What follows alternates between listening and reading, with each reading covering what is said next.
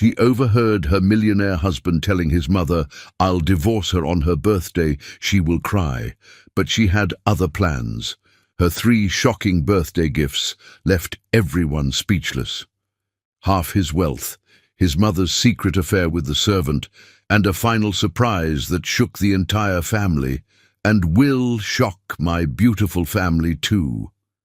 Hi, my most beautiful family, let me start with prayer. May every woman in this family walk with dignity and strength. May every mother, sister, and daughter be loved and honored. May every home be filled with joy, and may your hearts never feel lonely. Amen. My stories have always lifted women high, because without women there is no love, no family, no tomorrow. Here in Mr. Peter's family, women are celebrated, never broken. But my family, I must be honest, it hurts when many of you leave the story halfway, not because of numbers, but because it feels like my hard work means nothing.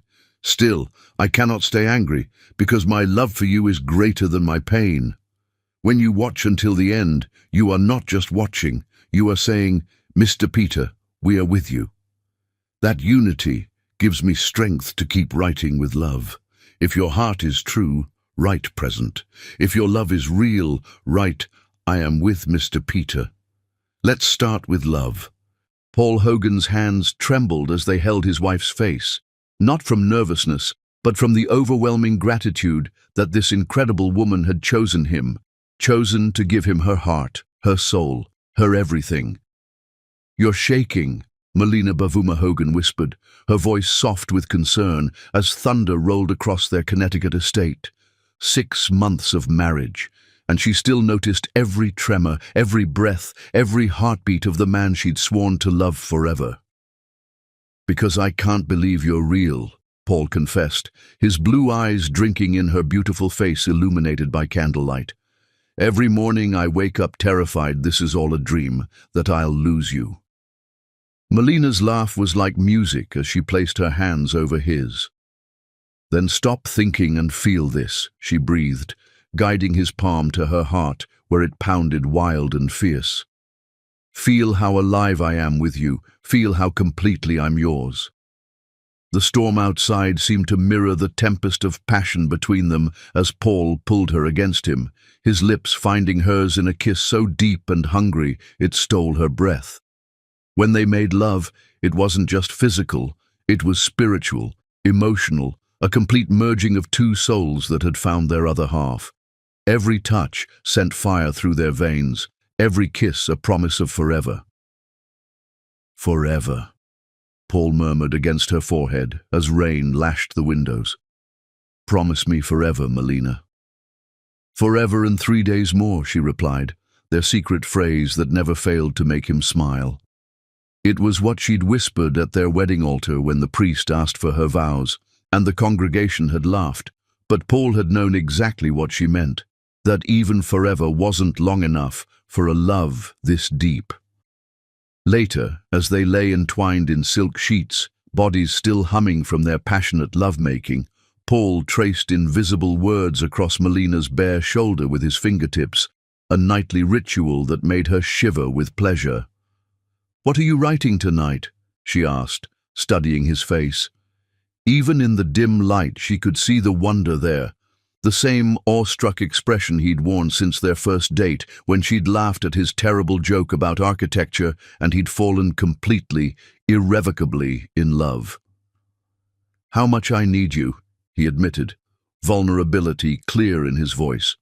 "How you're not just my wife, you're my oxygen, my heartbeat, my reason for existing."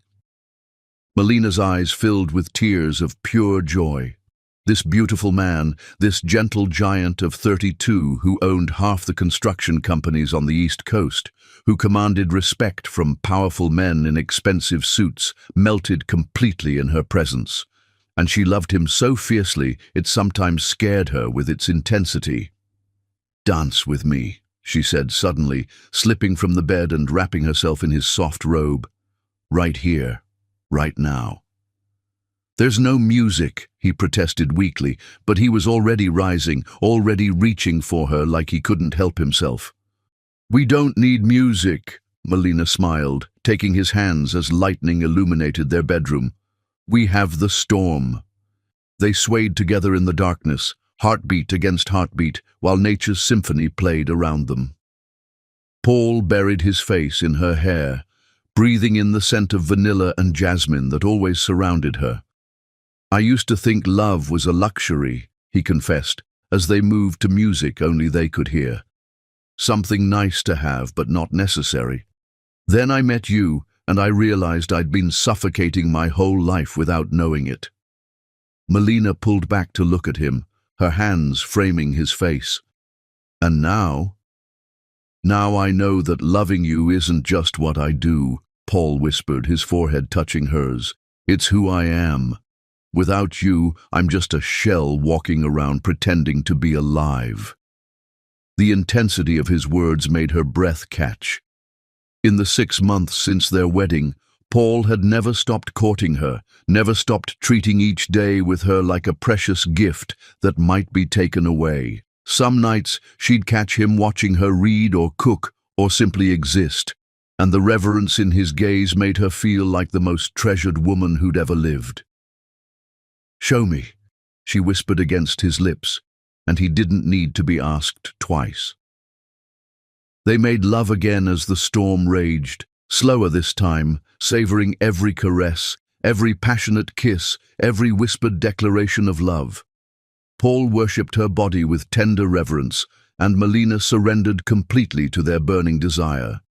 Afterward, they lay breathless and content, limbs tangled, hearts synchronized. "I have a confession," Melina said softly, tracing patterns on Paul's chest. "Sometimes I pinch myself to make sure this is real, that you're real, that someone like me gets to have someone like you." Paul's arms tightened around her protectively. "Someone like you?" "Melina, you're the most extraordinary woman I've ever known. Your kindness, your intelligence, the way you see beauty in everything, you make me want to be worthy of you every single day." "You already are," she assured him, pressing a kiss over his heart. "More than worthy. You're my perfect match, Paul Hogan, my other half, my home." Later, as dawn painted the sky pink and gold, they lay peaceful in each other's arms. Paul's fingers drew lazy circles on Melina's shoulder as she rested against his chest, her breathing deep and content. "I love our life," she murmured, without opening her eyes. "I love this house. I love our bedroom. I love waking up next to you every morning. I love how you leave little notes in my coffee cup and how you bring me wildflowers from the garden just because it's Tuesday." Paul smiled, pressing a gentle kiss to the top of her head. "I love how you sing when you cook, even though you can't carry a tune to save your life. I love how you read to me from those romance novels and act out all the voices. I love how you make everything brighter just by being in the room." "We're ridiculous," Melina laughed, tilting her head to look at him. 6 months married, and we're still in the honeymoon phase." "Good," Paul said fiercely, his eyes blazing with loving devotion. "I never want to stop being crazy about my wife. I never want to stop falling in love with you every single day." Melina's heart swelled until she thought it might burst. "Promise?" "I promise," Paul vowed, sealing it with a kiss so passionate it left them both breathless, lips swollen from desire. "You're stuck with my devotion for life, Mrs. Hogan." They spent the morning making breakfast together, Paul stealing kisses, while Melina tried to flip pancakes, both of them laughing when the batter ended up on the floor instead of the griddle. It was domestic and perfect, and exactly the kind of simple happiness Melina had dreamed of but never expected to find. Their love felt infinite in these quiet moments, Paul humming off-key while he squeezed fresh orange juice, Melina feeding him strawberries and stealing sips of his coffee. They moved around each other in their sun-drenched kitchen, with the easy choreography of two people completely at home in their shared space. "I had the strangest dream last night," Paul said as they sat at their kitchen island, sharing fruit and coffee, legs intertwined. "We were old and grey, sitting on a porch somewhere, and you were still the most beautiful woman I'd ever seen." Hopefully by then I'll have learned to sing in tune, Melina teased, but her eyes were soft with emotion. Don't you dare, Paul grinned, pulling her hand to his lips to kiss her fingertips. Your off-key humming is one of my favorite sounds in the world. It means you're happy. I am happy, Melina said simply. Deliriously, impossibly, completely happy. Oh, I almost forgot, Paul said as they finished their leisurely breakfast. Mother called yesterday while you were at your book club. Melina looked up, noting something careful in his tone. Paul rarely mentioned his mother, and she'd always assumed it was because they weren't close. Is everything all right? She's fine, Paul assured her quickly. She wants to visit, to meet you properly.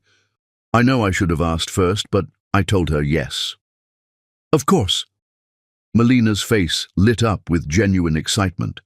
Paul, I've been wondering when I'd get to meet her. I want to know the woman who raised such an incredible man. Relief flooded Paul's features. Really? You're not upset that I said yes without asking? Are you kidding? Melina laughed, wrapping her arms around his neck. I'm thrilled. When is she coming? She'll be here for several months, Paul said, spinning her around their kitchen. Fair warning, though, she can be particular. She's very set in her ways. I'm sure we'll get along wonderfully, Melina said confidently, already mentally planning menus and preparing the guest room. I can't wait to hear embarrassing stories about you as a little boy, Paul groaned dramatically. I'm already regretting this. But as they dissolved into laughter, neither of them noticed the shadow that seemed to pass over their perfect morning, or how the sunshine streaming through their windows flickered just for a moment, as if something dark was approaching their paradise. In her excitement to meet her mother-in-law, Melina missed the worry lines that briefly creased Paul's forehead, and the way his smile didn't quite reach his eyes when he spoke of his mother's extended visit. If she had noticed, she might have prepared differently for the storm that was about to shatter their perfect world. Chapter 2. The Serpent Enters Eden. The black limousine rolled up their circular driveway like a hearse arriving for a funeral, and Melina felt her first shiver of unease as she watched from their bedroom window, Paul's arms wrapped around her waist from behind. She's here, Paul murmured against her neck, but something in his voice made Melina turn in his embrace. You sound nervous, she observed, studying his face. It's your mother, Paul. She raised you, loved you. Why wouldn't she love me too? Paul's smile was strained as he kissed her forehead. Of course she will. How could she not? But as they watched a woman emerge from the limousine like a queen stepping from her carriage, Melina understood Paul's tension. Xiomara Hogan was breathtaking in the way a winter storm was beautiful, magnificent, and dangerous. Even at 62, she moved with the fluid grace of a dancer, her silver hair swept into an elegant chignon, her tailored black dress making her look like she belonged on magazine covers rather than suburban driveways. She's stunning, Melina breathed, suddenly conscious of her simple sundress and casual ponytail. She knows it too, Paul muttered, then caught himself. I mean, she's always been very particular about appearances. Melina squeezed his hand reassuringly. I'll go change into something nicer. No. Paul's grip tightened on her waist, pulling her back against his chest. You're perfect exactly as you are. If she can't see that, it's her loss. But as they descended the stairs together, Melina couldn't shake the feeling that she was walking into a battle she didn't know how to fight. Xiomara stood in their foyer like she owned it, her calculating green eyes taking inventory of everything, the fresh flowers Melina had arranged that morning, the family photos on the side table, the warm, honey-colored walls that made the space feel like home. Her expression revealed nothing, but Melina sensed judgment in every glance. Mother, Paul said, approaching cautiously. Welcome. Xiomara offered her cheek for a kiss, which Paul delivered dutifully. Paul, darling, you look tired. Marriage wearing you down already? The words hit like ice water, but Xiomara's smile was perfectly pleasant as she turned those piercing eyes on Melina. "And you must be the little bride I've heard so much about." "I'm Melina," she said warmly, extending her hand. "I'm so happy to finally meet you, Mrs. Hogan. Paul speaks of you constantly." "Does he?" Xiomara's handshake was brief and cool. "How sweet. Though I must say, Paul, you didn't mention how exotic your wife is." The word exotic dripped with subtle poison, but Melina's smile never wavered. "I prefer unique, actually. Paul always says I'm one of a kind. I'm sure he does." Xiomara's gaze swept over Melina's appearance with surgical precision. "Though I suppose every man thinks his first real infatuation is special." "It's not infatuation," Paul interjected sharply. "I love her." "Of course you do, darling." Xiomara patted his arm condescendingly. "Young love is so intense." Melina felt Paul's muscles tense beside her, but she squeezed his hand gently, a silent message to stay calm. "Mrs. Hogan, you must be exhausted from traveling. Let me show you to your room so you can rest before dinner." "How thoughtful," Xiomara said, following Melina up the stairs. "Paul, have Rodriguez bring in my luggage, all of it." Melina's heart sank slightly at the word all. How much luggage did one need for a visit? But she pushed the thought aside, determined to make this work. The guest room Melina had prepared was a masterpiece of hospitality.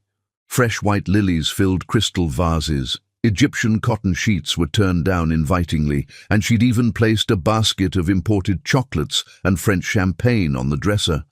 "How quaint," Xiomara observed, running a manicured finger along the antique dresser. "Very rustic. I suppose it has a certain charm if you enjoy the country cottage aesthetic." "I decorated it myself," Melina said proudly. "I wanted you to feel at home." "How kind." Xiomara's smile was sharp as a blade. "Though I must admit, I'm more accustomed to sophisticated surroundings, but one adapts." The criticism landed like a slap, but Melina refused to show it hurt. "I hope you'll be comfortable. Dinner will be at 7. I'm making Paul's favorite lamb with rosemary from our garden." "You cook?" Xiomara sounded surprised. "How domestic." Paul's father always insisted on professional chefs. He said a woman's place might be in the home, but not necessarily in the kitchen. "I love cooking for Paul," Melina replied honestly. "Taking care of the people you love brings joy." "How wonderfully old-fashioned." Xiomara's tone suggested this wasn't a compliment. "Though I do hope you have other skills. A man like Paul needs intellectual stimulation, cultural refinement. He's quite accomplished, you know. Harvard Business School, master's degree, speaks 3 languages. Tell me, dear, what's your educational background?" The question was delivered like a surgical strike, designed to expose weakness. Melina lifted her chin proudly. "I have my bachelor's degree in literature from State University. I was working as a librarian when Paul and I met." "A librarian." Xiomara repeated the word like it tasted bitter. "How practical. And your family? What does your father do?" "He passed away when I was 16. My mother raised me alone. She's a nurse." "I see." Xiomara's expression conveyed everything those 2 words didn't say. Working class, single-parent household, beneath our standards.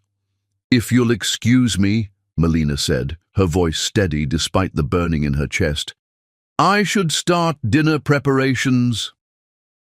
She escaped to the kitchen, her hands shaking slightly as she began seasoning the lamb. She'd known this wouldn't be easy. Wealthy families often had expectations, preferences, but the deliberate cruelty in Xiomara's politeness was something she hadn't anticipated. "Hey." Paul's arm slid around her waist from behind, his lips finding the sensitive spot behind her ear. "You okay?" "Your mother is formidable," Melina said carefully, leaning back against his solid chest. She's being awful, isn't she? Paul's voice was heavy with guilt. I should have warned you better.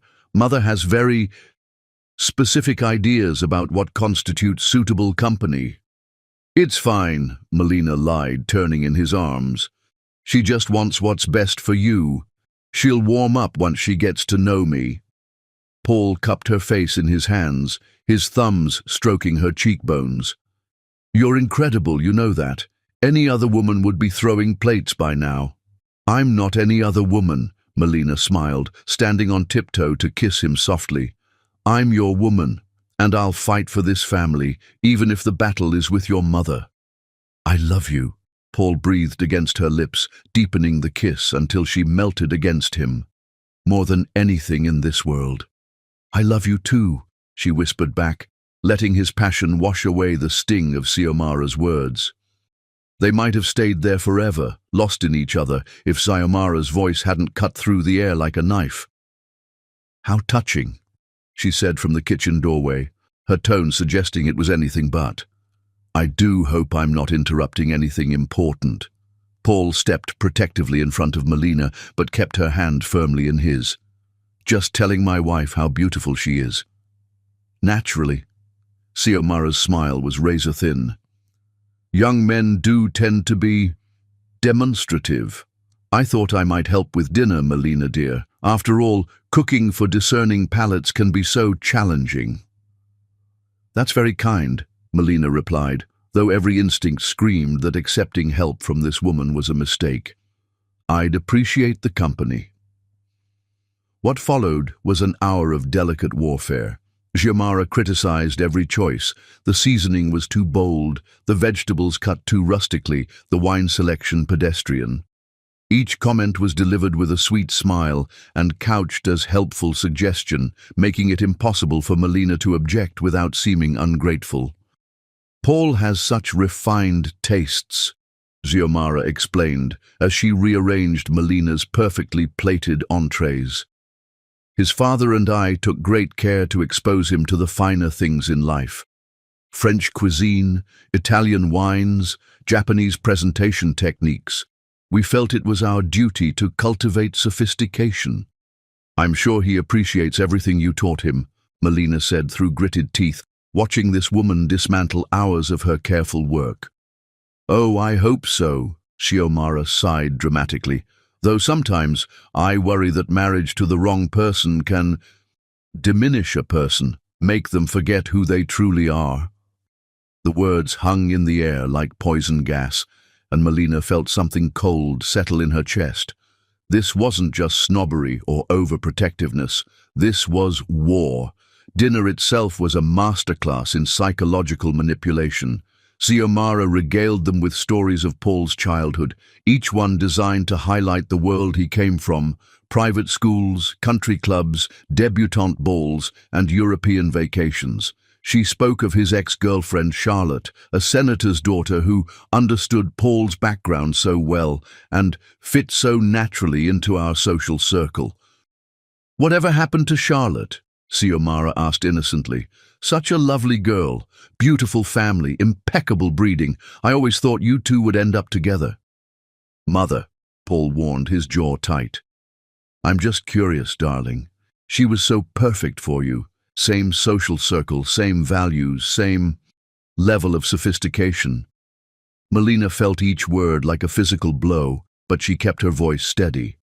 Paul chose me, Mrs. Hogan. That's all that matters. Of course, dear.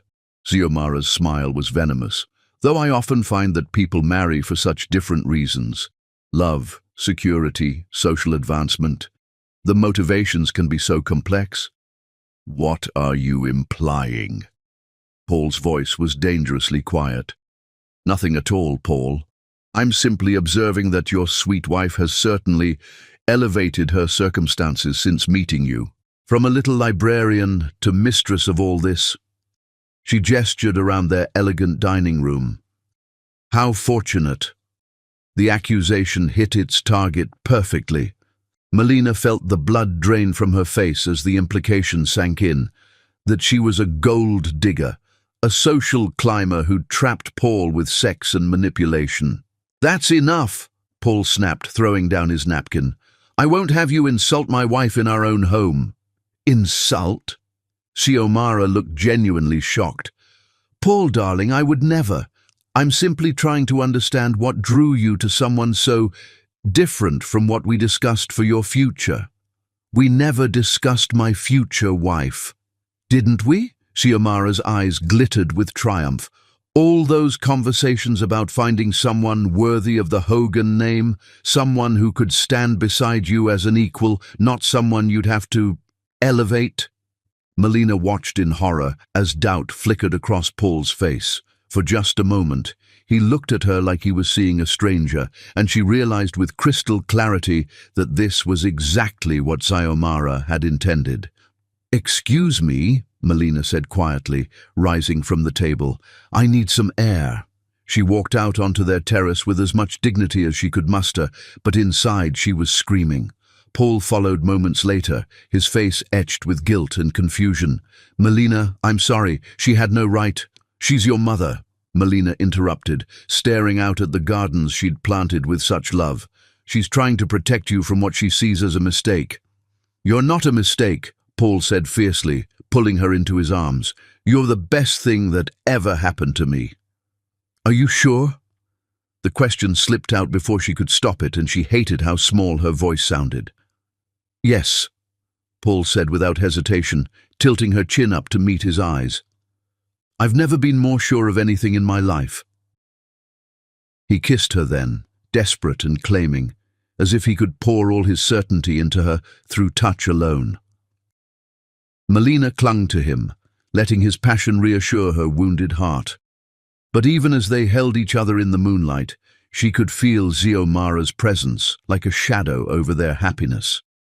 The older woman had planted her first seeds of doubt, and Melina knew this was only the beginning.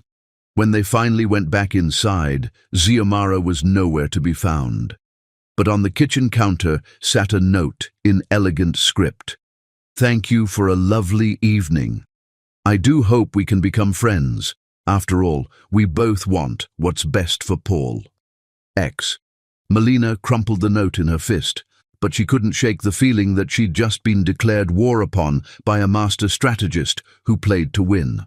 As she lay in Paul's arms that night, feeling his body relax into sleep, she stared at the ceiling and wondered how long their perfect love could withstand the poison that had just entered their paradise.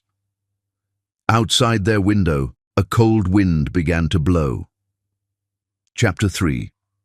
The Poison Takes Root. The shattered remains of Melina's grandmother's china lay scattered across the kitchen floor like broken dreams, each piece reflecting the morning sunlight that had seemed so promising just moments before. "Oh my goodness, how clumsy of me," Xiomara gasped, her hand pressed dramatically to her chest as she surveyed the destruction. "I was just trying to help by putting away the clean dishes, and it simply slipped from my fingers." Melina stared at the ruins of the tea set that had survived the Great Depression, 2 world wars, and her grandmother's journey from Jamaica to America. The delicate roses painted on the porcelain that had graced 3 generations of Sunday dinners now lay in pieces, irreplaceable and irreparable. It's okay," Melina managed, though her voice cracked on the words. "Accidents happen." "You're being so gracious about this," Xiomara cooed, but there was something glittering in her green eyes that looked suspiciously like satisfaction. "Though I must say, dear, perhaps antique china shouldn't be stored so high up. It's rather impractical, don't you think? If you must keep sentimental pieces, they should really be properly secured." The implication was clear. This was somehow Melina's fault for having the audacity to store her family heirlooms in her own kitchen. She knelt among the broken pieces, carefully gathering the larger fragments, hoping against hope that something might be salvageable. "What happened?" Paul's voice came from the doorway, and Melina looked up to see him taking in the scene with confusion and concern. "I'm afraid I've had a little accident with Melina's dishes," Xiomara said before Melina could speak. "She stored them so precariously on that high shelf, And when I tried to help put away the breakfast things, well, she gestured helplessly at the wreckage. Paul's gaze shifted between his mother and his wife, and Melina saw something that made her heart sink, a flicker of irritation directed at her. Melina, why would you put fragile dishes up there? You know how dangerous that is. I've kept them there for 2 years without any problems, Melina said quietly, still gathering pieces. They were perfectly safe. Clearly not, Paul snapped, then immediately looked stricken by his own harsh tone. I'm sorry, I didn't mean, I just don't understand why you'd risk something so precious to you. Perhaps, Xiomara interjected smoothly, it would be better if I handled the kitchen arrangements while I'm here.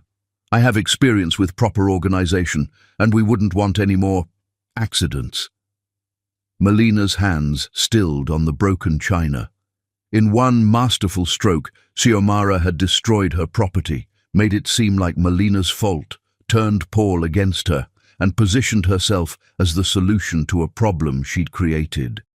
That won't be necessary, Melina said firmly, rising to her feet with the fragments cradled in her palms like wounded birds. I can manage my own kitchen. Of course you can, dear, Xiomara agreed with a patronizing smile. I'm simply offering to help.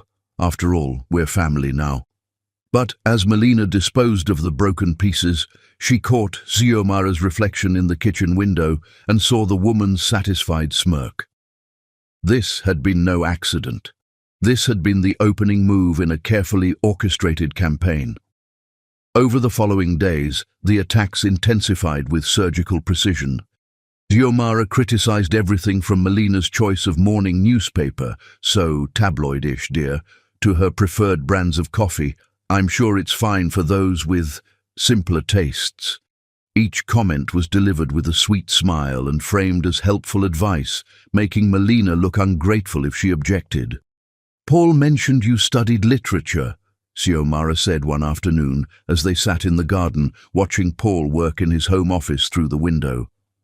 How quaint. Of course, practical degrees are so much more valuable these days. Business, law, medicine, fields that actually contribute to society. Literature contributes to society, Melina replied evenly, though her fingers tightened on her book. Stories shape how we understand ourselves and others. I suppose that's one way to look at it, Xiomara mused, her tone suggesting it was a very naive way indeed. Though I must say, it doesn't exactly prepare one for the realities of life, does it? Managing finances, understanding business, navigating social expectations. These are skills that actually matter in the real world. Paul fell in love with who I am, Melina said quietly, not my degree or my social status. Oh, sweet child, Xiomara laughed, the sound like breaking glass. You really believe that, don't you? Paul is a romantic, it's true, but he's also practical. He understands that love isn't enough to build a life on. Compatibility matters, shared backgrounds, similar values, complementary skills. She leaned closer, her voice dropping to a confidential whisper. Between you and me, dear, I think Paul is beginning to realize that passion fades, but partnership endures, and partners need to be equals. The words burrowed into Melina's mind like poison, finding every insecurity and doubt she'd tried to suppress. Was Paul really beginning to see her differently? Had the newlywed bliss blinded her to his growing dissatisfaction? That evening, as she prepared dinner, Melina found herself second-guessing every choice. Was the salmon too simple? Should she have chosen a more sophisticated wine? When Paul came home from work, would he see a loving wife or an inadequate partner? Something smells amazing, Paul said, wrapping his arms around her from behind and nuzzling her neck. Just salmon, Melina said, leaning back against his chest but unable to fully relax. My favorite, Paul murmured, his hands roaming over her curves. Almost as delicious as you.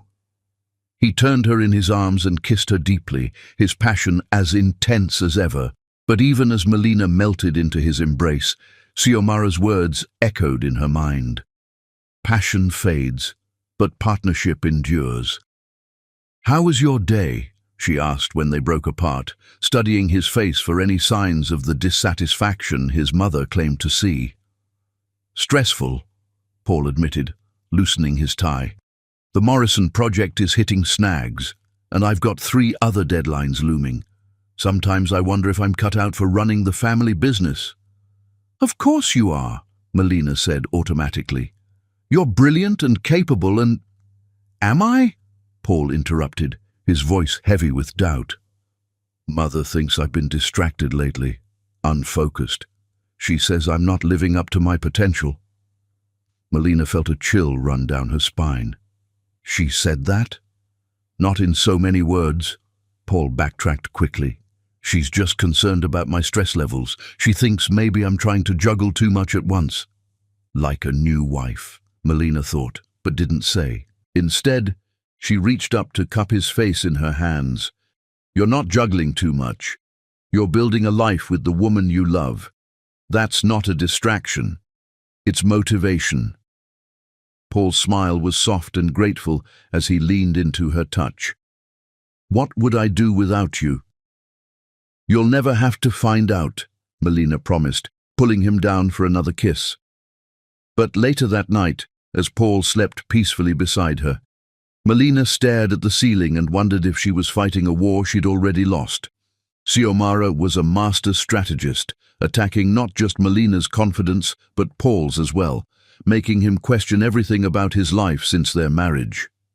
The next morning brought a new assault. Melina came downstairs to find Xiomara rearranging the living room furniture, moving pieces that had been carefully positioned to create intimate conversation areas. "I hope you don't mind," Xiomara said without looking up from her work. "I thought the room could use a more sophisticated flow. The current arrangement is so casual." "I like it casual," Melina said, watching this woman systematically erase her personal touches from the space. "This is our home, not a museum." "Of course, dear," Xiomara agreed placidly. "Though when one entertains frequently, proper flow becomes essential. Paul mentioned you rarely have guests, perhaps because the current setup doesn't encourage social interaction." Another perfectly aimed strike. Paul had mentioned feeling isolated from their old social circle, wondering if married life was making him antisocial. Melina had assured him they could host more dinner parties once they settled into their routine, but now Xiomara was making it seem like the house itself was inhospitable. "We're still newlyweds," Melina defended. "We're focusing on each other right now." "How romantic," Xiomara smiled, but her eyes remained cold. "Though I do worry about Paul becoming too insular. He was always such a social creature, so popular with everyone. It would be a shame if marriage changed that about him." The implication hung in the air like smoke. "If marriage to you changed that about him." That afternoon, Paul came home early to find the living room transformed into something that belonged in an architectural magazine rather than a family home. His face went through a series of expressions: surprise, confusion, and then something that looked almost like relief. "It looks different," he said carefully. "Your mother thought it needed better flow," Melina explained, watching his face closely. "It does look more sophisticated," Paul admitted, and Melina's heart sank. "Maybe we should have people over soon, the Harrisons, the Mitchells. It's been too long since we've entertained." "Of course," Melina agreed, but inside she was screaming. These were Paul's old friends from his bachelor days, people who had known him before her, people who might look at her the same way Xiomara did, as an interloper who didn't belong. "Wonderful." Xiomara clapped her hands together. "I'll help you plan the menu, Melina dear. Entertaining Paul's social circle requires a certain finesse." Over the following week, Xiomara's campaign intensified. She found fault with everything Melina did, always framed as helpful suggestion. The house wasn't clean enough, the meals weren't sophisticated enough, Melina's clothes weren't appropriate enough for a woman in her position. "You represent the Hogan name now," Xiomara explained as she watched Melina fold laundry. "People will judge Paul based on how you present yourself. Perhaps we should go shopping together. I know some wonderful boutiques that cater to women who need to elevate their image." Each comment chipped away at Melina's confidence, but worse was watching their effect on Paul. He began noticing things he'd never seen before, or things Xiomara pointed out to him with subtle precision. "Don't you think Melina looks tired lately?" she'd murmur to him when she thought Melina couldn't hear. "Perhaps the stress of trying to fit into your world is taking its toll." Has Melina always been so withdrawn around company? She barely spoke at dinner with the Harrisons. "I'm concerned about her, Paul. She seems so anxious all the time, like she's afraid of making mistakes."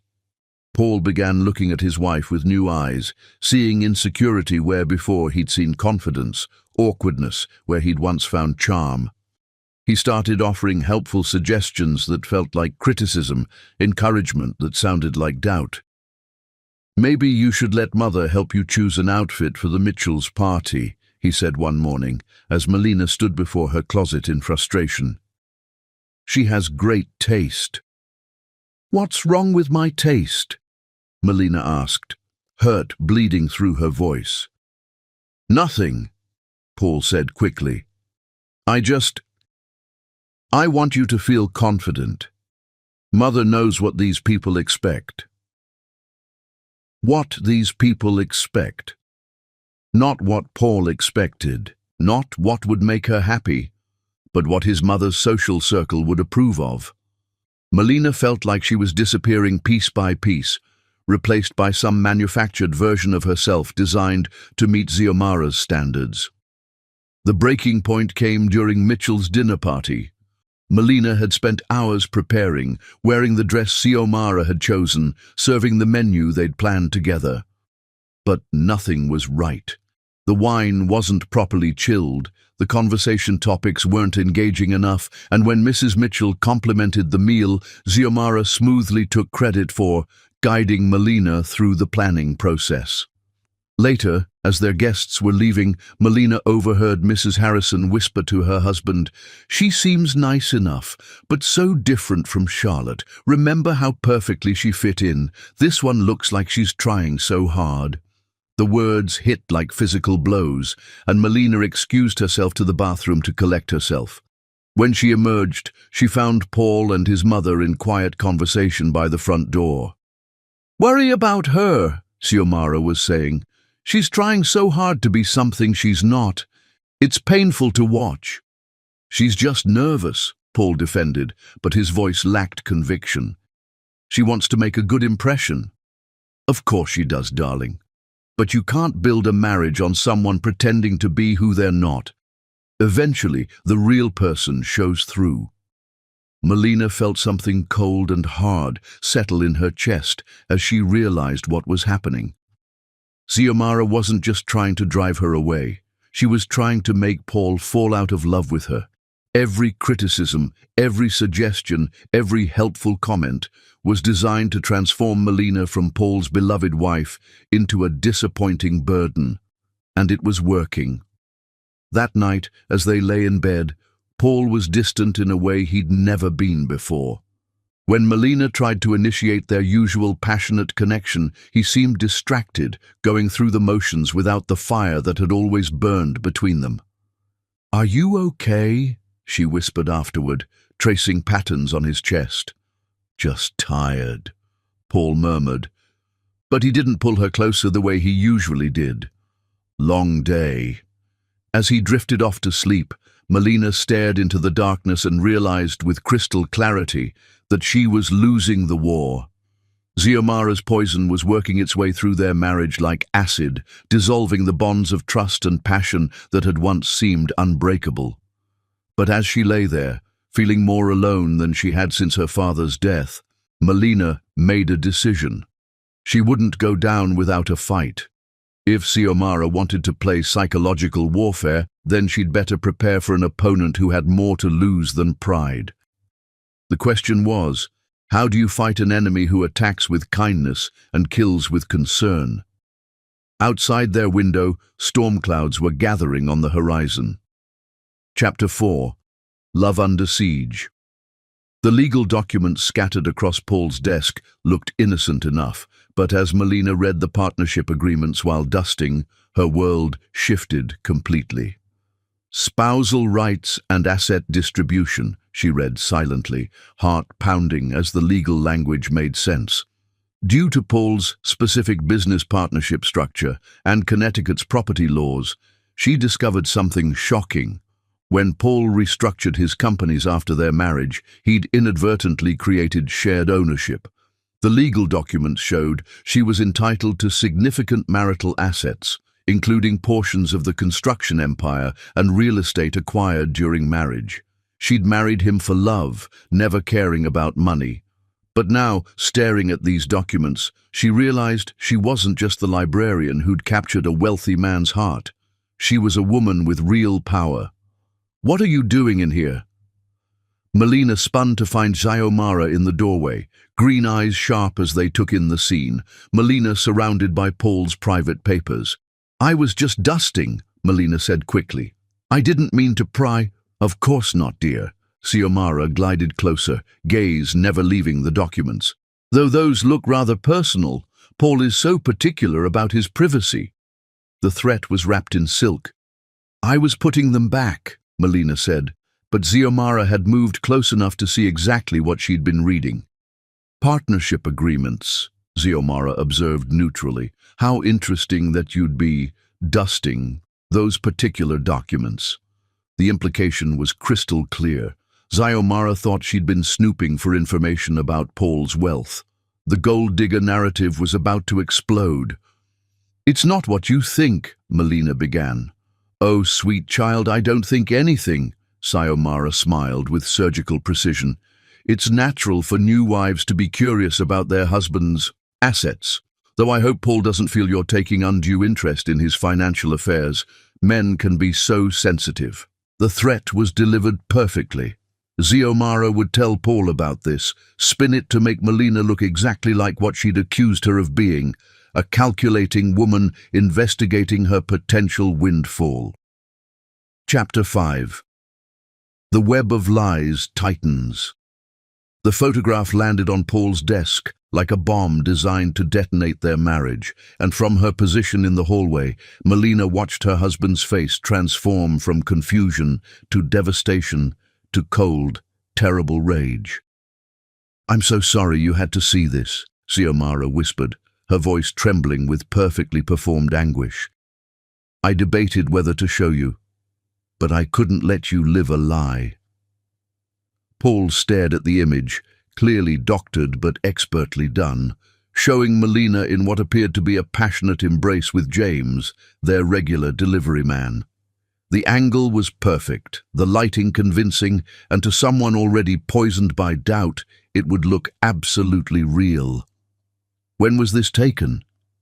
Paul's voice was barely human, raw with betrayal. "Yesterday afternoon," Xiomara replied, dabbing at dry eyes with a silk handkerchief. "I saw them from the upstairs window and, oh, Paul, I wanted to be wrong so badly. But then I saw her slip him something, money, I think, and I realized this has been going on for some time." Melina's blood turned to ice as she witnessed the masterpiece of manipulation. Xiomara had taken her innocent conversation with James about his sick daughter, during which she'd given him extra money for medicine, and turned it into evidence of a sordid affair. "Where is she now?" Paul asked, his hands shaking as he held the photograph. "In the garden, I believe. Paul, darling, you must confront her carefully. Women like this, they can be dangerous when cornered. Women like this." The phrase hit Melina like a physical blow. In Xiomara's mind, she wasn't just an unfaithful wife. She was a type, a category of manipulative woman who trapped good men with lies and sex. Melina fled upstairs before Paul could find her, her mind reeling. How do you defend yourself against evidence that looks so real? How do you explain that you've been set up by a woman who's spent weeks laying the groundwork for your destruction? 20 minutes later, Paul found her in their bedroom, and the man who walked through that door was a stranger. Gone was the gentle giant who'd worshipped her body and soul. In his place stood a cold, calculating adversary whose blue eyes held nothing but contempt. "We need to talk," he said, closing the door with ominous finality. "Paul, whatever your mother told you, don't." His voice cut through her words like a blade. "Don't lie to me anymore. I've seen the photograph." Melina's heart shattered as she realized how completely Xiomara had won. What photograph? Paul threw the image on their bed, and Melina stared at it in shock. It was her face, her body, but the embrace with James had never happened. The technology was sophisticated enough to fool anyone who wanted to believe the worst. "This isn't real," she whispered. "Paul, you know me. You know I would never—" "Do I?" Paul's laugh was bitter. "Because looking back, I'm starting to see a pattern. The way you married me so quickly, how eager you were to move into this house, your sudden interest in my business papers." Each accusation was a dagger to her heart. "I married you because I love you."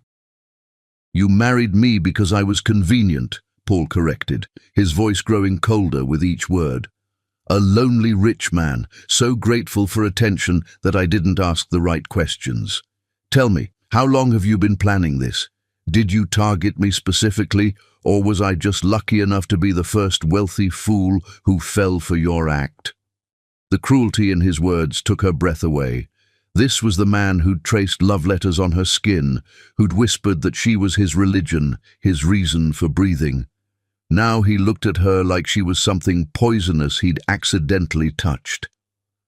"I never wanted your money," Melina said desperately. "I didn't even know how much you had when we married." "Right," Paul sneered. "That's why you were so carefully reading my partnership agreements yesterday. Just casual dusting, was it?" Melina realized with horror that every innocent action had been twisted into evidence against her. Her dust cloth had become proof of snooping, her kindness to James had become adultery, her love had become calculation. "Paul, please," she begged, reaching for him. "Look at me. Really look at me. Don't you see how much I love you?" For a moment his mask slipped, and she saw the pain underneath, the devastation of a man whose heart had been shattered. But then Xiomara's poison reasserted itself, and his face hardened again. "I see a woman who's very good at playing a role," he said coldly. "The question is, what do you want? A divorce settlement? Monthly alimony? Or are you planning to take me for everything I'm worth?" The words hit like physical blows. "I don't want anything from you except your love." "My love." Paul's laugh was hollow. "You had that. You had all of it. And you threw it away for what? A few stolen moments with the delivery boy. Was I that inadequate as a husband?" "You were perfect," Melina whispered, tears streaming down her face. "You are perfect. This is all lies, Paul. Your mother is manipulating both of us." "Leave my mother out of this," Paul snapped. "She's the only one who's been honest with me. She saw what you really were from the beginning, and I was too blinded by lust to listen." The word lust landed like a slap. Their beautiful love had been reduced to base physical attraction, their spiritual connection dismissed as sexual infatuation. "I'm sleeping in the guest room," Paul announced, moving toward their closet to gather clothes. "And I want you to stay away from me until I decide what to do about this marriage." "Paul, wait!" "No." He turned back to her, and the ice in his eyes froze her soul. "I trusted you with everything I had, and you made a fool of me. Whatever we had is over, Melina. You killed it." He left her alone in their bedroom, surrounded by the ruins of their love. Melina collapsed on their bed, sobbing into the sheets that still smelled like him. like the passion they'd shared just days before. Over the following week, Paul treated her like a stranger living in his house. He spoke only when necessary, avoided being alone with her, and when their eyes accidentally met, she saw nothing but cold disgust. The man who'd once made love to her with desperate passion now couldn't bear to be in the same room. Meanwhile, Xiomara played the concerned mother-in-law perfectly. She brought Paul comfort food, listened sympathetically to his pain, and offered subtle advice about protecting himself from further manipulation. "I know this is difficult, darling," she'd coo, "but you must think practically now. Women like Melina, they don't just walk away, they take what they can get." During this nightmare week, Melina discovered the truth she'd been suspecting. The pregnancy test showed 2 pink lines that should have brought joy, but instead filled her with terror. She was carrying Paul's child, the child of a man who now believed she was a lying, cheating gold digger. How could she tell him? How could she share this miraculous news with someone who looked at her with such hatred? Would he even believe the baby was his, or would Xiomara convince him that, too, was part of some elaborate scheme? That evening, as Paul worked late in his study, Melina stood outside the door listening to his phone conversation with his lawyer. "I want to know my options," Paul was saying. "Adultery, fraud, whatever applies. I want this done quickly and completely." "Paul," his lawyer's voice was cautious, "are you certain about this? Marriage counseling might—" "There's nothing to counsel," Paul interrupted. "My wife is a liar and a cheat. I want her out of my life." Melina pressed her hand to her still flat stomach, where Paul's child grew in secret. The baby would be born into a world where its parents were enemies, where its mother was branded a villain and its father consumed by manufactured hatred. But even as despair threatened to drown her, a spark of defiance flickered to life. She had 3 secrets that could change everything: her legal claim to half his wealth, proof of Xiomara's affair, and now the pregnancy. The question was when and how to use them. As she climbed the stairs to their bedroom, now hers alone, Melina made a decision. She would not go quietly into the night. She would not let Xiomara's lies destroy the greatest love she'd ever known, without a fight. But first, she needed to survive long enough to plan her counterattack. Because looking at Paul's face today, she realized that Xiomara wasn't just trying to end their marriage, she was trying to destroy Melina completely. Outside, storm clouds gathered with increasing fury, promising a tempest that would either wash them all clean or drown them in the ruins of what had once been love. Chapter 6. Hearts breaking in silence. The silence at the breakfast table was so thick it could be cut with a knife, and Melina felt each passing second like a physical weight pressing down on her chest as Paul read his newspaper with deliberate indifference to her presence.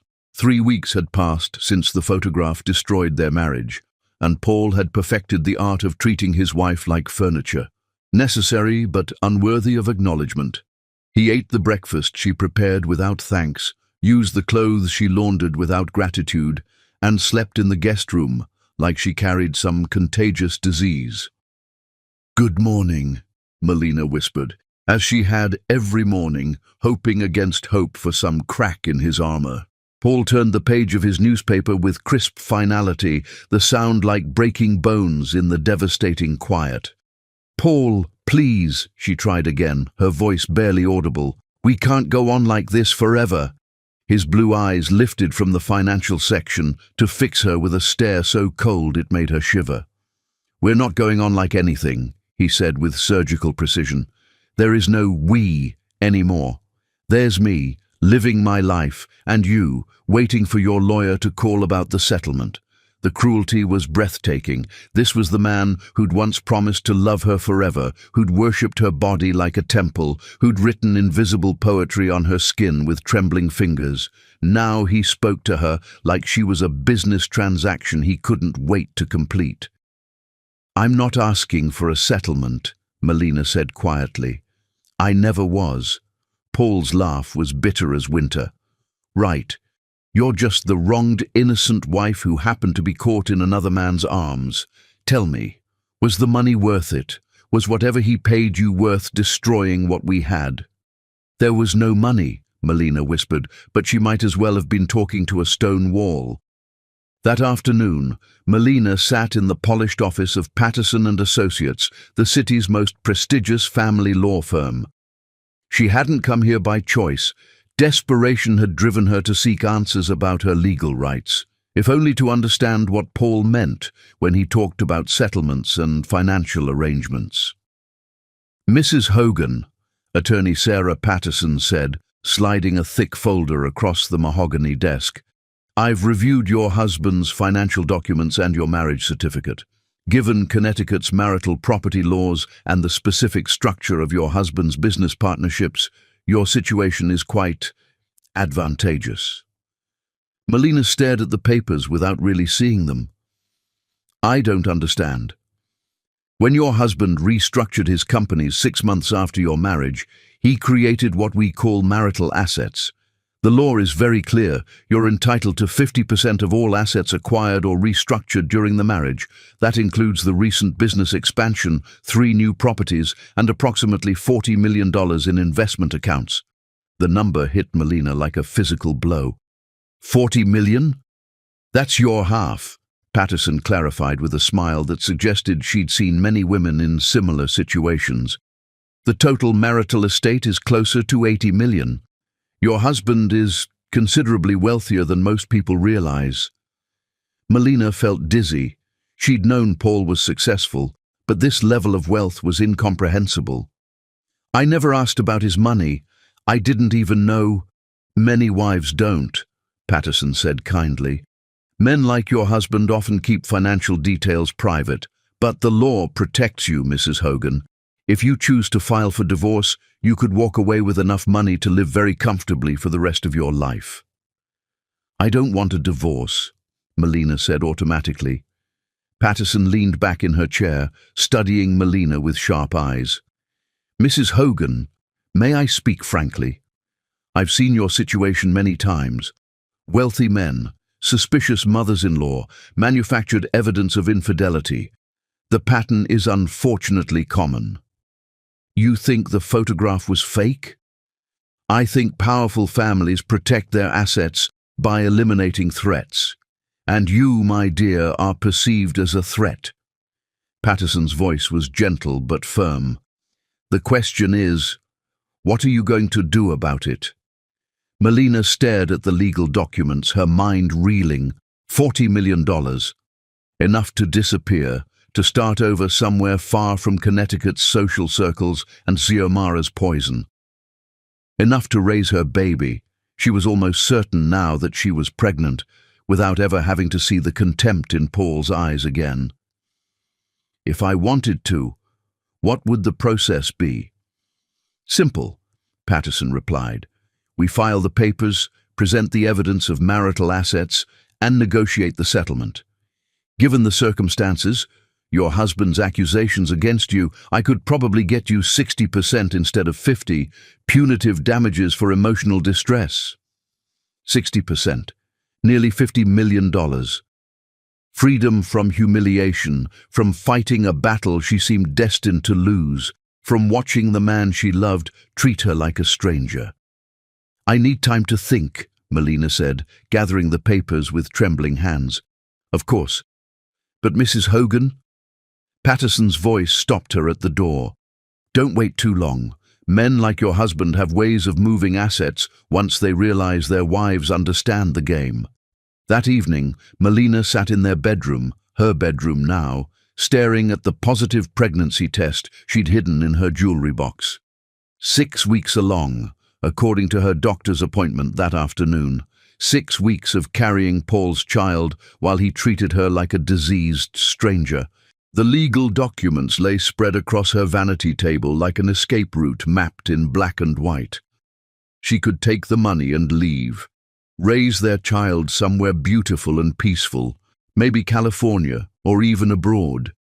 Never again would she have to endure Xiomara's subtle cruelties or see doubt in Paul's eyes when he looked at her. It would be so easy. Pack her things, sign the papers, disappear into a new life, funded by the very wealth Paul accused her of marrying him for. The irony was almost perfect, but as she traced the ultrasound image with her finger, Melina thought about the man Paul had been before his mother's poison took hold. The gentle giant who'd traced love letters on her skin, who'd called her his religion, who'd promised her forever and 3 days more. That man was still in there somewhere, buried under months of manipulation and manufactured doubt.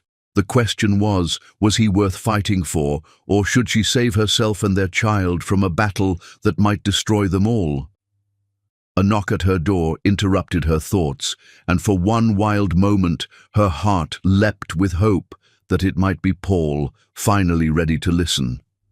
Instead, Xiomara glided into the room without waiting for permission, her expression one of false concern. "How are you holding up, dear?" she asked, settling into the chair by Melina's vanity like she belonged there. "I know today was difficult for you." Melina quickly covered the legal papers with a magazine, but not before Xiomara's sharp eyes caught sight of the law firm's letterhead. The older woman's smile turned predatory. "Consulting attorneys already? How practical of you." "I was just trying to understand my rights," Melina said carefully. "Of course you were." Xiomara's tone was honey over poison.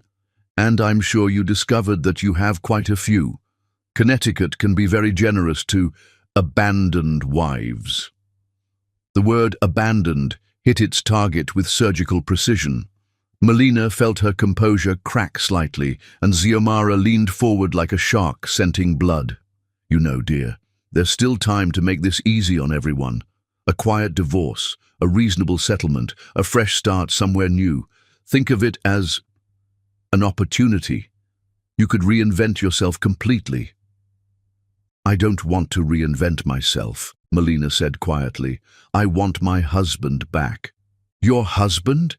Xiomara laughed, the sound like breaking glass. "Sweet child, that man died the moment he saw who you really were.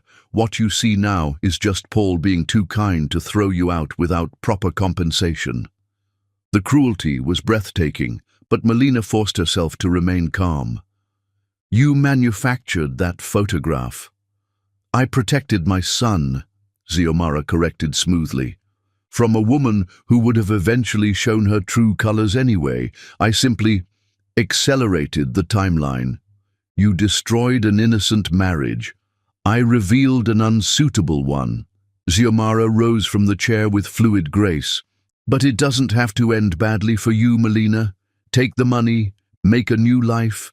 Let Paul find someone who actually belongs in his world." After Xiomara left, Melina sat surrounded by the tools of her own liberation. The legal documents that could free her, the pregnancy test that confirmed her greatest joy and deepest complication, the ultrasound image of a child who would grow up either as the bridge that healed their family or the casualty of their war. She thought about Sarah Patterson's words. "Don't wait too long. Men like your husband have ways of moving assets once they realize their wives understand the game." But she also thought about Paul's voice that morning, cold and dismissive. There is no we anymore. Maybe there wasn't. Maybe she was fighting for something that was already dead, sacrificing her dignity and her future for a love that had proven fragile enough to shatter at the first test. The $40 million could give her child everything, the best schools, the finest opportunities, a life free from the toxicity that had poisoned this house. All she had to do was sign the papers and walk away. But as she stared at her reflection in the vanity mirror, Melina saw not a broken woman ready to surrender, but a warrior gathering her strength for the battle of her life. She had 3 secrets that could change everything: her legal claim to Paul's wealth, proof of Xiomara's affair, and now the pregnancy that would shatter every assumption about her motives. The question was no longer whether to use these weapons, but when and how to deploy them for maximum impact. She could take the money and run, or she could fight for the love that had once seemed worth any sacrifice. Tomorrow was her birthday, and Paul had promised her a memorable celebration. He had no idea how memorable it was about to become. As she prepared for bed, Melina made her choice. Not the easy path of financial escape, but the harder road of fighting for what was rightfully hers. Not Paul's money, but Paul's heart. Outside, the storm that had been building for weeks was finally ready to break. Chapter 7. The Birthday Plot.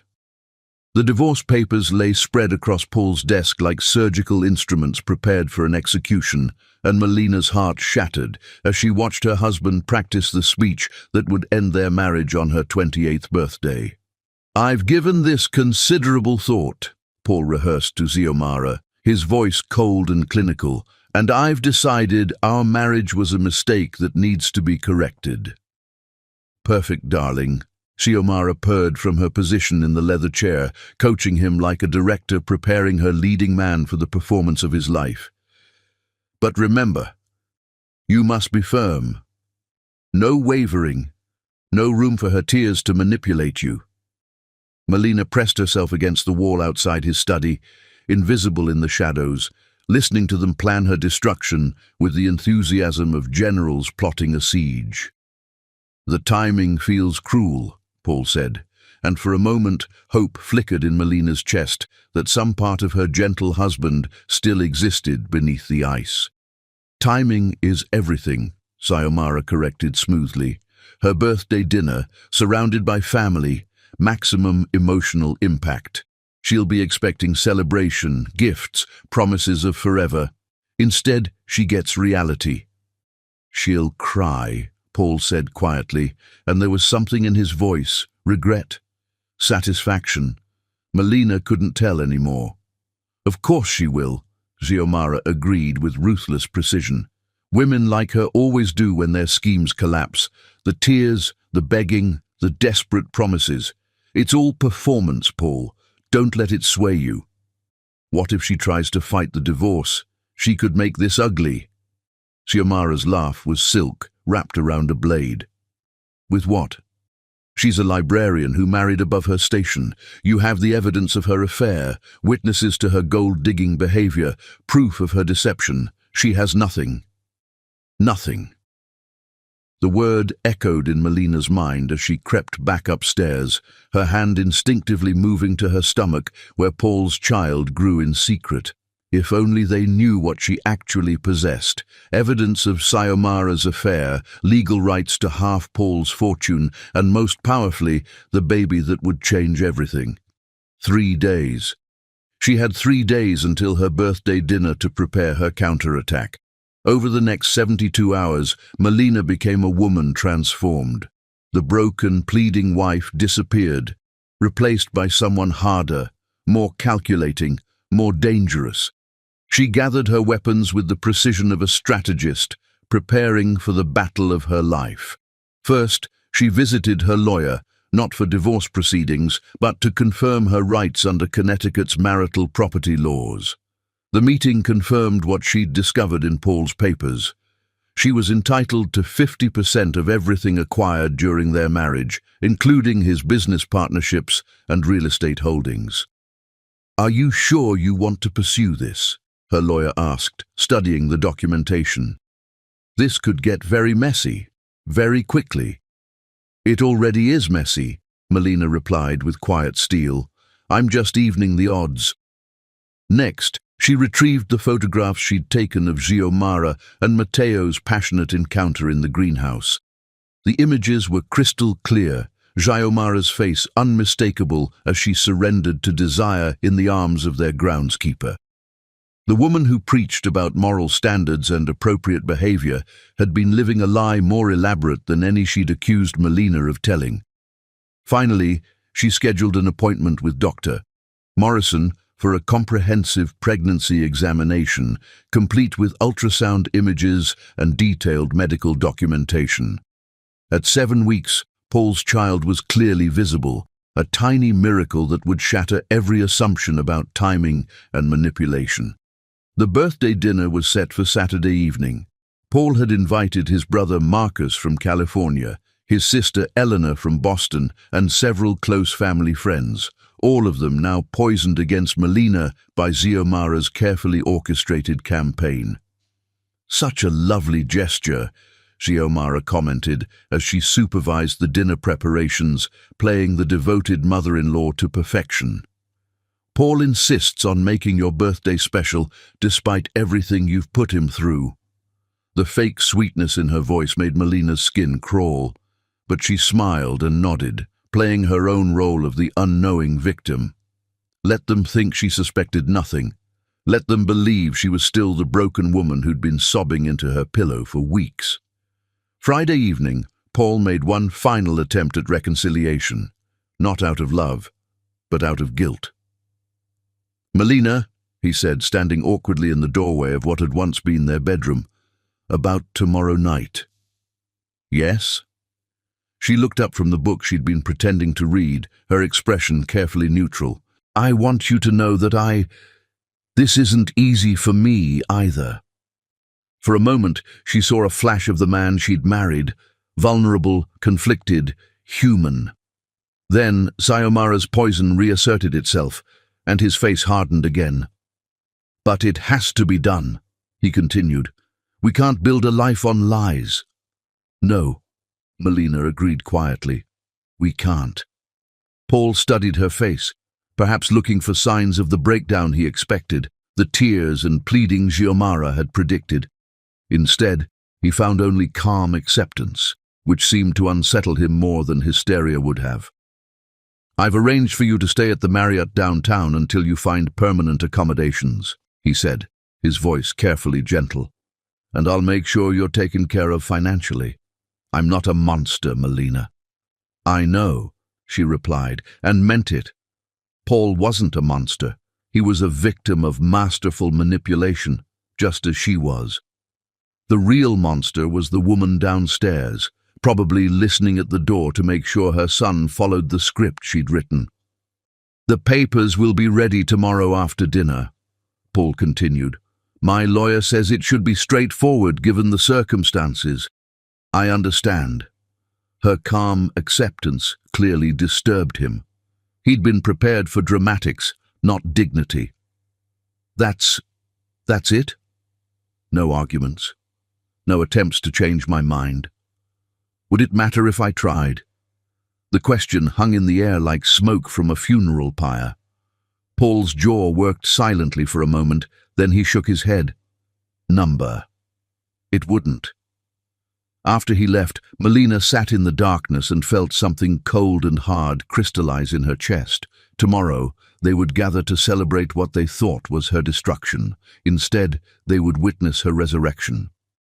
Saturday dawned grey and forbidding, the sky pregnant with storms that matched the tempest brewing inside their elegant home. Melina dressed carefully in the white silk dress she'd worn to their engagement party, the one Paul had said made her look like an angel. Today, she would be an avenging angel. As evening approached, the guests began arriving. Marcus brought his wife Sandra, both of them greeting Melina with the uncomfortable politeness reserved for someone they pitied.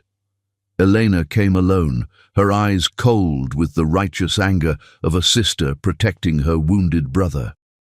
The family friends, the Harrisons, the Mitchells, the Adamses, all wore expressions of solemn sympathy, like mourners at a funeral, which, in a way, they were. "Happy birthday, dear," Mrs. Harrison said with false brightness, pressing a small wrapped gift into Melina's hands. "I do hope this year brings you clarity." "Thank you," Melina replied with genuine warmth. "I expect this birthday to be very illuminating indeed." As they gathered in the dining room, Melina took her place at the table like a queen taking her throne. The conversation was stilted, filled with the kind of careful politeness that surrounded scandal. Paul sat at the head of the table, his face a mask of grim determination, while Xiomara played the gracious hostess with Oscar-worthy performance.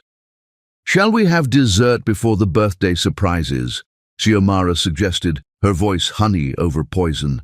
Actually, Melina said, rising gracefully from her chair, I have some surprises of my own. Birthday gifts, you might say, for all of you. The room fell silent, every eye fixed on her with confused anticipation. Paul's face went pale. This wasn't part of the script. 3 gifts, actually, Melina continued, her voice carrying clearly through the sudden hush. 3 truths that I think you all deserve to hear before we conclude this evening. Xiomara's mask slipped for just a moment, revealing a flash of something that might have been fear, but she recovered quickly, her smile never wavering. How thoughtful, dear, she said with carefully controlled sweetness. Though perhaps we should stick to the planned agenda. Oh, I think everyone will want to hear this, Melina said with deadly calm. After all, they've come so far to be here for my special day. She moved to the sideboard where she'd placed 3 manila envelopes, each one containing the ammunition that would change everything. The room held its collective breath as she lifted the first envelope with ceremonial precision. My first gift, she announced, her voice carrying the authority of someone who had nothing left to lose, is truth. Outside, thunder rumbled in the distance, as if the heavens themselves were preparing for the storm that was about to break over their carefully constructed lies. Chapter 8. The words that shattered everything. The crystal wineglass slipped from Melina's trembling fingers and shattered against the marble floor, the sound lost beneath the crushing weight of the words that drifted from Paul's study like poison through the morning air. When I divorce her on her birthday, she will cry like the pathetic gold digger she is, and finally everyone will see what I was too blind to recognize. Paul's voice carried clearly through the partially open door, each word delivered with surgical precision to his mother, who was no doubt drinking in every syllable of his planned cruelty like vintage wine. Perfect, darling, Xiomara's purr of satisfaction followed. The timing is exquisite. She'll be expecting celebration, perhaps even thinking she's won you back with her pitiful attempts at reconciliation. Instead, she'll be publicly humiliated in front of everyone who matters. Melina pressed herself against the wall, her legs suddenly unable to support her as she listened to the man she'd worshipped plan her destruction with the enthusiasm of someone planning a pleasant dinner party. I almost feel sorry for her, Paul continued, and there was something in his voice that might have been regret, or perhaps just satisfaction at a job well done. She actually believes she can manipulate me with those wounded doe eyes and trembling lips. Did you see her last night? Trying to look brave and dignified when she's nothing but a scheming little— Now, Xiomara interrupted smoothly. We mustn't be crude, even when describing her. After all, she did serve her purpose. She taught you valuable lessons about trust and the dangers of thinking with your heart instead of your head. Expensive lessons, Paul replied with bitter humor. But worth it, I suppose. At least now I know what real manipulation looks like. The way she pretended to be innocent, the calculated tears, the perfect timing of every gesture designed to make me feel guilty for doubting her. Melina's heart shattered into so many pieces, she wondered if it would ever beat normally again. This was what Paul truly thought of her, that every tear had been calculated, every moment of pain performed for his benefit, every "I love you" part of an elaborate con game. She'll probably try to claim she's pregnant, Xiomara said with casual cruelty. That's what desperate women do when they feel their meal ticket slipping away. You'll need to be prepared for that particular piece of theater. Let her try. Paul's voice hardened with contempt. I haven't touched her in weeks. If she claims to be carrying my child, it will just prove what we already know about her character. The irony was devastating. Melina was indeed pregnant with Paul's child, conceived during those passionate nights when he still loved her, still trusted her, still whispered poetry against her skin. But his timeline was wrong, his memories clouded by Xiomara's poison. He didn't remember their last night together 3 weeks ago, when grief and alcohol had driven him to seek comfort in her arms one final time before hate consumed him completely. "The birthday dinner will be perfect," Xiomara continued with obvious relish. "All those people who've been whispering about the situation finally getting confirmation of what they suspected. Your dignity restored, her true nature exposed, justice served." "She deserves it," Paul said with finality. "She made her choices when she decided to betray me. Everything that happens now is the consequence of her own actions." Melina fled upstairs before she could hear any more, her vision blurred by tears of rage and heartbreak. In their bedroom, her bedroom now, she stared at her reflection and saw a woman she barely recognized, thin, hollow-eyed, worn down by weeks of psychological warfare. She looked like a ghost haunting her own life. But as she wiped away her tears, something cold and hard crystallized in her chest. If Paul wanted to see her as a calculating manipulator, if he truly believed she was capable of such elaborate deception, then perhaps it was time to give him exactly what he expected.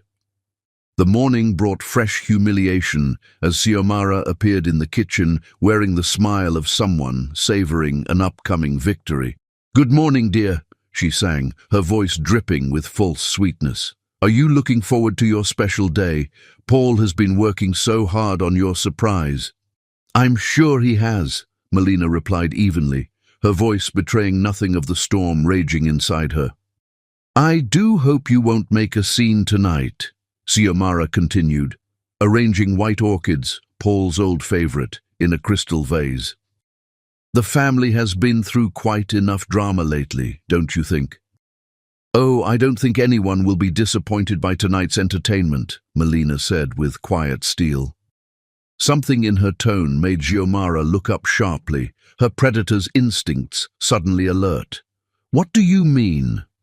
"Just that birthdays are often full of surprises," Melina replied innocently. "You never know what gifts the day might bring." The afternoon passed with agonizing slowness as Melina made her final preparations. She placed the 3 manila envelopes on the sideboard in the dining room, each one labeled with elegant script: truth, justice, and consequences. As evening approached, she dressed in the white silk dress from their engagement party, the one Paul had said made her look angelic. Tonight, she would be an angel of revelation, bringing divine justice to those who had tried to destroy her. The guests arrived precisely at 7, each one greeting her with the uncomfortable mixture of pity and anticipation that surrounded scandal. Paul's brother Marcus looked genuinely sorry for her, while his sister Eleanor could barely mask her satisfaction at seeing the woman who had trapped their brother finally getting her comeuppance. Dinner was exquisite torture, course after course of elaborate food that tasted like ashes in her mouth, while conversation swirled around neutral topics, everyone carefully avoiding the elephant in the room. Paul sat at the head of the table like a king preparing to dispense justice, while Xiomara played the gracious hostess with Academy Award-worthy performance. As dessert was served, an elaborate chocolate torte that Melina had made herself, one last gesture of the loving wife she'd tried to be. Paul cleared his throat with obvious nervousness. "Before we get to birthday gifts," he began, his prepared speech rolling off his tongue with rehearsed precision, "I have something important to share with everyone." The room fell silent, every eye fixed on him with rapt attention. This was the moment they'd all been waiting for, the public execution that would restore Paul's dignity and confirm all their whispered suspicions about his scheming wife. "Over the past few months," Paul continued, his voice gaining strength, "I've learned some difficult truths about trust, about deception, about the difference between love and manipulation." Melina watched him with perfect composure, her face a mask of serene calm that seemed to unnerve him. This wasn't the breakdown he'd expected, the tears and pleading that would validate his cruelty. "I've discovered that sometimes the people we trust most are the ones capable of the deepest betrayal," Paul said, his gaze fixed on her with laser intensity. And sometimes, the kindest thing we can do is acknowledge when a mistake has been made and take steps to correct it. How wise, Melina said softly, her first words since dinner began. I couldn't agree more about correcting mistakes. Paul blinked, clearly thrown by her calm agreement. Which is why, he continued, stumbling slightly over his rehearsed lines, I've decided that, actually, Melina interrupted, rising gracefully from her chair. Before you share your gift with everyone, I'd like to present mine. After all, it is my birthday. The room erupted in confused murmurs as she moved to the sideboard with fluid grace, her 3 envelopes waiting like loaded weapons. Paul's face went pale. This wasn't part of the script. Melina, Xiomara's voice carried a note of warning. Perhaps we should let Paul finish what he was saying. Oh, but I think my gifts will put everything in perfect perspective, Melina said with deadly sweetness. 3 truths that will illuminate this entire situation. She lifted the first envelope, labeled Truth, and faced the room with the poise of someone who had nothing left to lose.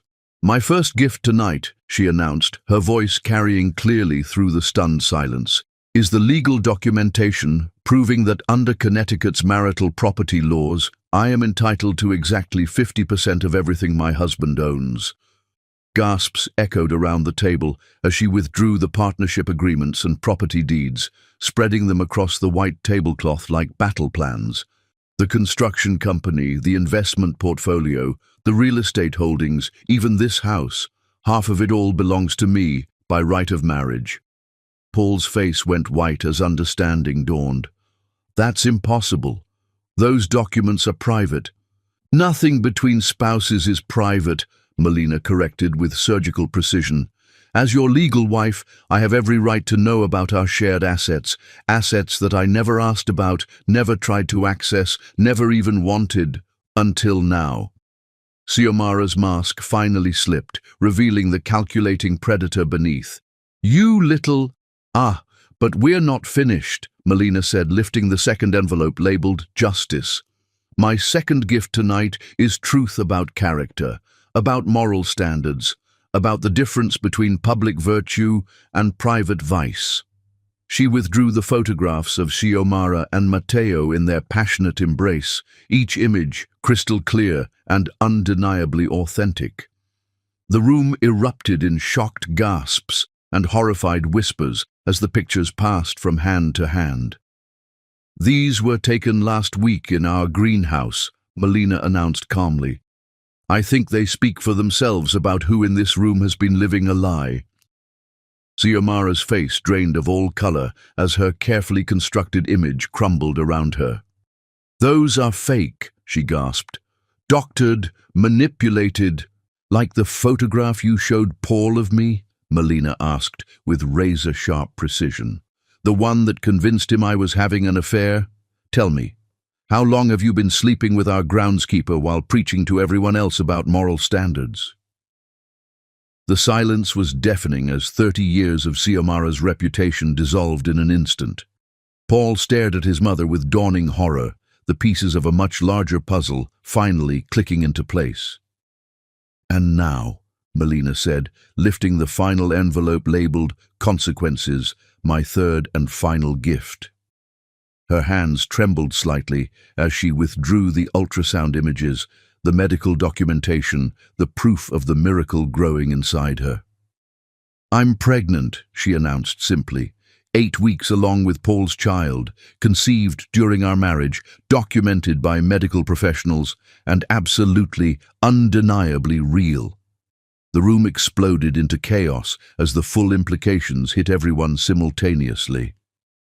Paul stared at the ultrasound images like they were written in a foreign language, his entire world view crashing down around him. That's impossible, he whispered. It's been weeks since we... Check the dates, Paul, Melina said quietly. All of them. The conception date, the medical timeline. Remember 2 months ago, before the photograph, before the suspicion. Remember the night you came home stressed about the Morrison contract, and I held you until the world made sense again. That's when your child was conceived, when you still loved me."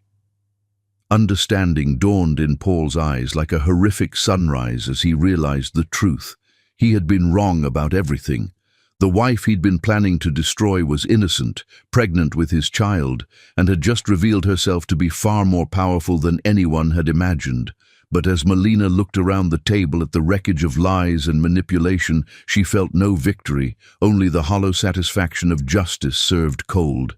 The storm that had been building for months had finally broken, and nothing would ever be the same. Chapter 9. The birthday that broke the universe. The silence that followed Melina's revelations was the kind that comes after explosions, when the world holds its breath to assess the damage and count the casualties scattered across the wreckage of what used to be truth. Paul stared at the ultrasound images in his trembling hands like they were evidence of his own damnation, his face cycling through shock, horror, and dawning comprehension of the magnitude of his betrayal. The tiny form on the grainy black and white photo, his child, their child, seemed to mock every cruel word he'd spoken, every cold glance he'd delivered, every moment he'd treated the mother of his baby like a diseased stranger. 10 weeks, he whispered, his voice broken glass and ashes. 10 weeks, and oh God, what have I done? Xiomara sat frozen in her chair like a statue of humiliation, the affair photographs scattered around her plate like accusations made flesh. 30 years of carefully crafted moral superiority had crumbled in 30 seconds, leaving her exposed as the hypocrite and manipulator she'd always been. "This can't be happening," she breathed, her hands shaking as she reached for the damning images. "This is all lies, fabrication, desperate attempts to what?" Melina's voice cut through the chaos like a blade forged in fire. "To defend myself against your calculated destruction, to reveal the truth about your affair while you accused me of adultery, to protect the child you would have convinced its father to abandon." The room erupted in a cacophony of shocked whispers and horrified gasps as the full scope of Xiomara's manipulation became clear to everyone present. Marcus sat back in his chair like he'd been physically struck, staring at his mother with dawning revulsion. "You did this," he said quietly, his voice thick with disgust. "You orchestrated all of this. The suspicions, the doubts, the evidence against Melina, you manufactured it all." "I was protecting Paul." Xiomara protested weakly, but her voice carried no conviction. "She married him for money. Anyone could see that." "The only person who married for money," Elena interrupted with icy precision, "is apparently you, Mother. How long have you been planning to use Matteo to control Paul once his marriage was destroyed?" The accusation hung in the air like smoke from a funeral pyre. Xiomara's face crumpled as she realized that even her own children now saw her clearly, stripped of the maternal authority she'd wielded like a weapon. "I love Paul," she whispered desperately. "Everything I did was for his own good."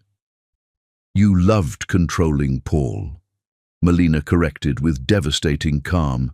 "You couldn't stand that he'd found happiness without your permission, love that didn't require your approval, so you decided to destroy it rather than lose your hold on him." Paul looked up from the ultrasound images, his blue eyes now swimming with tears of horror and regret. "Melina, how can you ever forgive me? How can I ever make this right?" But Melina's expression remained granite hard, her forgiveness not so easily purchased with belated remorse. "3 weeks ago, you could have asked me about the photograph. You could have trusted the woman who'd loved you faithfully for 3 years. Instead, you chose to believe the worst possible interpretation of everything I did. I was manipulated." "We were both manipulated," Melina cut him off sharply. "The difference is that when I was hurt and confused, I still chose to love you. When you were hurt and confused, you chose to hate me." The truth of her words hit Paul like physical blows. He'd had choices every step of the way, to trust or doubt, to communicate or withdraw, to love or punish. At every crucial moment he'd chosen the path that led away from his wife and toward his mother's poison. "The baby," he whispered, staring again at the ultrasound. "Our baby. I would have divorced you while you were carrying our child." "Yes," Melina agreed simply. "You would have. You were planning to humiliate me publicly, destroy my reputation, and send me away with nothing while your child grew inside me. That's who you became under your mother's influence." Mrs. Harrison cleared her throat uncomfortably. "Perhaps we should leave you to discuss this privately." "No," Melina said firmly. "Stay.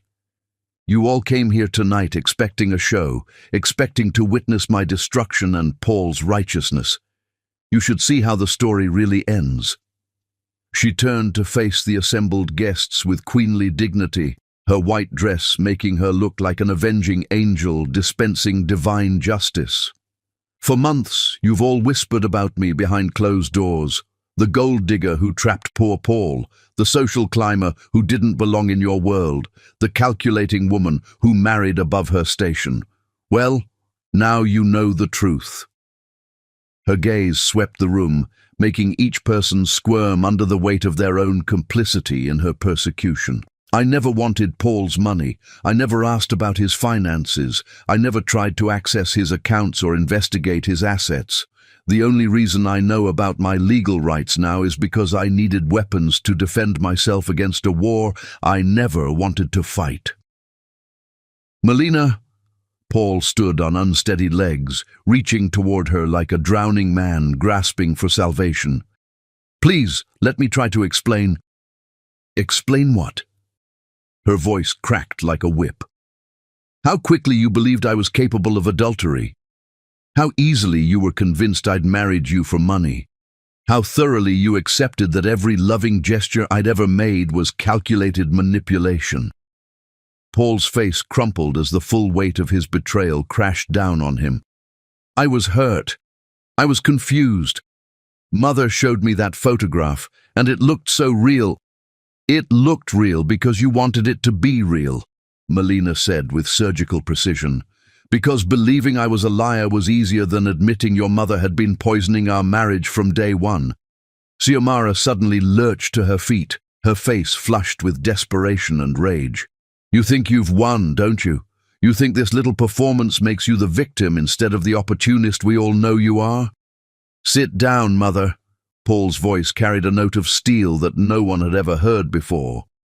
"You've done enough damage.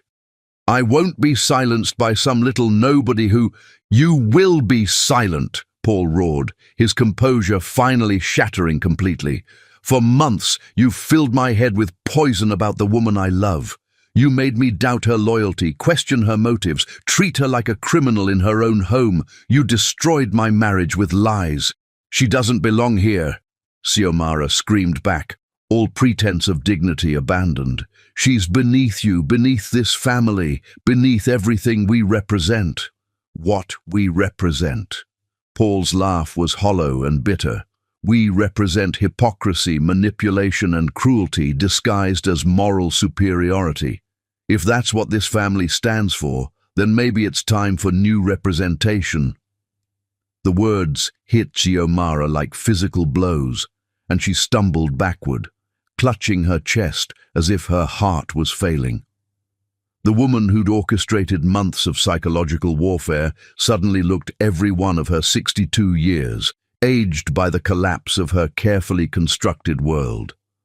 "Paul," she gasped, reaching toward him with desperate hands. "You can't mean that. I'm your mother. Everything I did was out of love."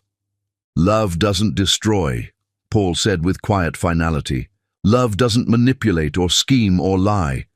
What you did wasn't love, Mother. It was possession, and it ends now." Xiomara's face went white as the implications sank in. She was losing her son, her control, her carefully crafted image. Everything she'd fought to protect was crumbling around her. "You'll regret this," she whispered, but there was no power left in her threats. When she shows her true colors, when she takes you for everything you're worth, you'll remember that I tried to warn you." "The only true colors revealed tonight," Marcus said quietly, "were yours, Mother, and they're uglier than any of us imagined." Xiomara looked around the table at the faces that had once shown her respect and deference, now reflecting only disgust and disappointment. Even her own children looked at her like she was a stranger, someone they'd never really known. "I need air," she gasped, stumbling toward the French doors that led to the terrace. "I need—" She never finished the sentence. Instead, she collapsed onto the marble floor like a marionette whose strings had been cut, her body convulsing as her heart struggled to process the complete destruction of her world. "Call an ambulance!" Paul shouted, dropping to his knees beside his mother's writhing form. But even as he tried to help her, his eyes kept finding Melina's face, searching for some sign that forgiveness might be possible. Melina stood perfectly still, watching the chaos unfold with the detached calm of someone who'd survived their own execution. She felt no satisfaction at Xiomara's collapse, no victory in her enemy's downfall. She felt nothing but the hollow emptiness that came after a war where everyone lost something precious. As the paramedics arrived and loaded Xiomara onto a stretcher, Paul caught Melina's hand with desperate fingers.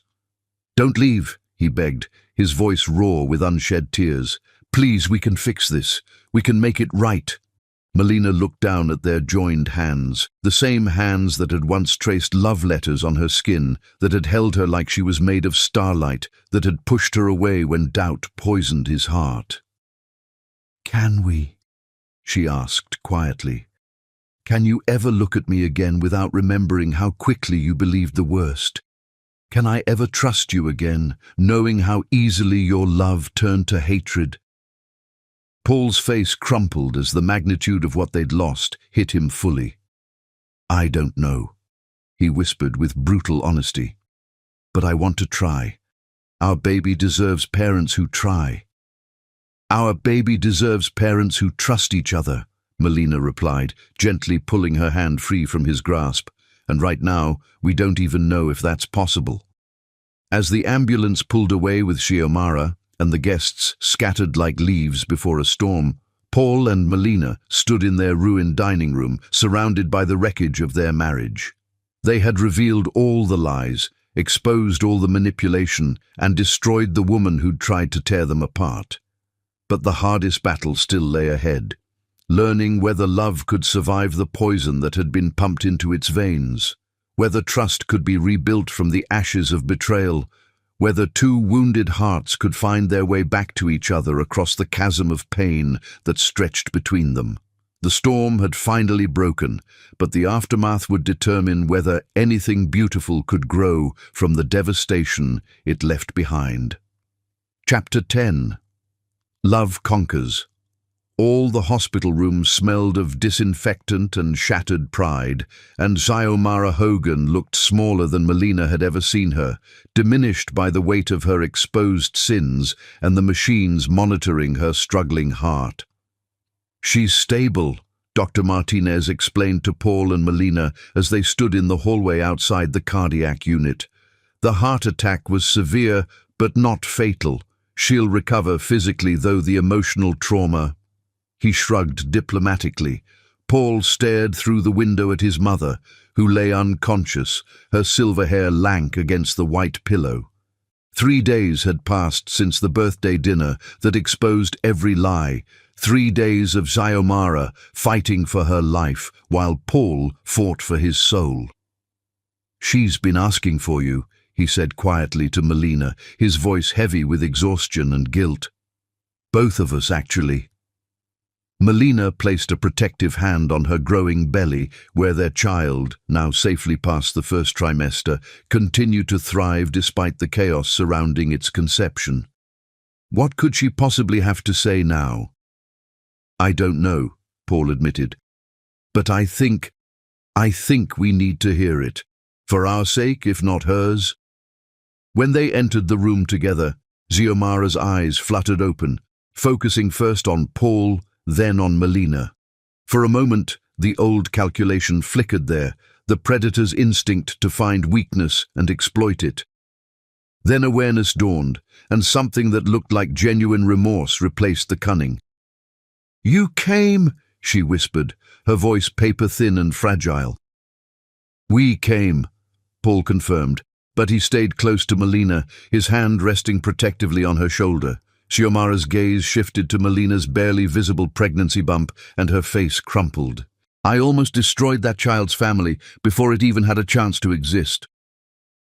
"You did destroy it," Melina said quietly.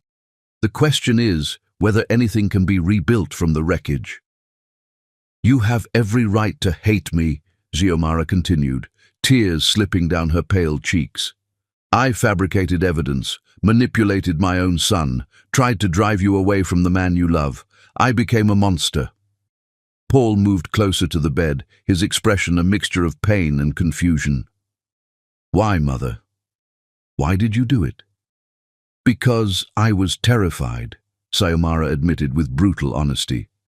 "Terrified of losing my place in your life, terrified of becoming irrelevant, terrified that your love for her meant less love for me." She looked directly at Melina. "I saw your strength from the beginning. The way Paul looked at you, the way you fit into his life so naturally. And instead of welcoming the woman who made my son happy, I decided to eliminate the threat to my position." "Love isn't finite," Melina said, echoing words Xiomara had once spoken. "There was room in Paul's heart for both of us." "I know that now," Xiomara whispered, "but I was too proud, too controlling, too afraid to share him. So I convinced myself you were the problem, that you were using him, that destroying your marriage would save him." Her voice broke completely. "I was wrong about everything." Dr. Martinez returned with discharge papers and medication instructions. "She can go home tomorrow," he told Paul, "but she'll need care during her recovery. Family support is crucial for cardiac patients." Paul nodded absently, but Melina could see the war raging behind his eyes. His mother was physically broken, apparently repentant, and medically vulnerable. The old Paul would have brought her home without question, would have spent the next months caring for her, would have forgiven her because she was family. But this Paul had watched his wife suffer for months of psychological torture. This Paul had seen the ultrasound of the child he'd almost abandoned.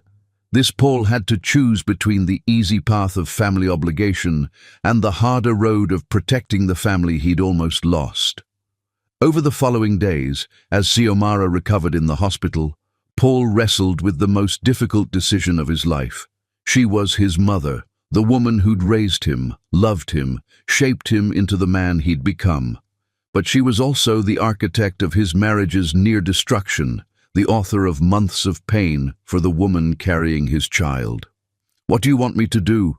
Paul asked Melina one evening as they sat in their garden, the same garden where Xiomara's affair had been conducted in secret. "I want you to choose," Melina replied simply. "Not what's expected, not what's easy, not what preserves family harmony. I want you to choose what's right." "She's sick, Melina. She's broken. How can I abandon her now?"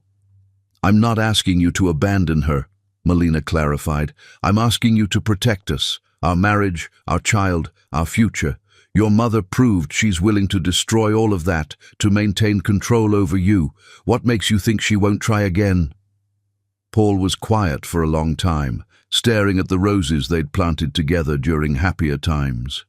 "She seems genuinely sorry. She seemed genuinely concerned for your welfare when she was fabricating evidence against me," Melina pointed out gently. "Your mother is a gifted actress, Paul. Her repentance might be real, or it might be another performance designed to regain access to your life." The truth of those words settled between them like a cold weight. Paul had been expertly manipulated once. How could he be certain it wasn't happening again? The test came when Xiomara was discharged from the hospital. Instead of the expected invitation to recover at their home, Paul arranged for her to stay at an extended care facility, comfortable, well-staffed, but separate from their lives. "You can't be serious," Xiomara said when he explained the arrangements, her facade of weakness slipping to reveal flashes of the old controlling nature. I'm your mother, Paul. I belong with family during my recovery. You stopped being family the moment you decided to destroy my marriage, Paul replied with quiet steel. I'll ensure you have the best care possible, but you won't be welcome in our home until you've proven, through actions, not words, that you've genuinely changed. Xiomara's mask fell away completely, revealing the calculating woman beneath. You're letting her turn you against me, she accused. Can't you see what she's doing? She's isolating you from your own mother. No, Paul said firmly. I'm protecting my wife and child from someone who's already proven they can't be trusted. You did this to yourself, Mother. These are the consequences of your choices. I'm sick, Paul. I nearly died. And I'm sorry for that, but being sick doesn't erase what you did. It doesn't rebuild the trust you shattered or heal the pain you caused. Paul's voice remained steady, but Melina could see the cost of this confrontation in the lines around his eyes. If you want to be part of our lives again, you'll have to earn it. Over the following months, as Melina's pregnancy progressed and their marriage slowly healed, Paul proved his commitment through 1,000 small actions. He blocked Xiomara's phone calls when they became manipulative. He refused her guilt-laden letters about being abandoned by her ungrateful son. He chose therapy sessions with Melina over visiting hours with his mother. The final test came when Grace was born, a perfect daughter with Paul's blue eyes and Melina's stubborn chin. Xiomara sent flowers to the hospital with a card begging to meet her granddaughter, promising she'd changed, pleading for one more chance. It's your decision, Paul told Melina as they sat in her hospital room, their newborn daughter sleeping peacefully in her arms. She's Grace's grandmother, but she's also the woman who tried to destroy our family. I'll support whatever you choose. Melina looked down at their perfect child, then up at the man who'd finally learned to put their marriage first. She can meet Grace, she decided, but only in public places, only with both of us present, and only if she agrees to family counseling. Real change requires accountability, not just apologies. Paul nodded, understanding the wisdom in her conditions. And if she refuses? Then she's choosing her pride over her granddaughter, Melina replied simply. Some bridges can be rebuilt, Paul, but only if both sides are willing to do the work. Xiomara, predictably, refused the conditions.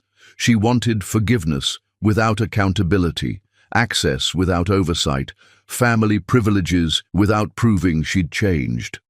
When Paul held firm to the boundaries they'd established, she accused him of being brainwashed by his wife and threatened to sue for grandparents' rights.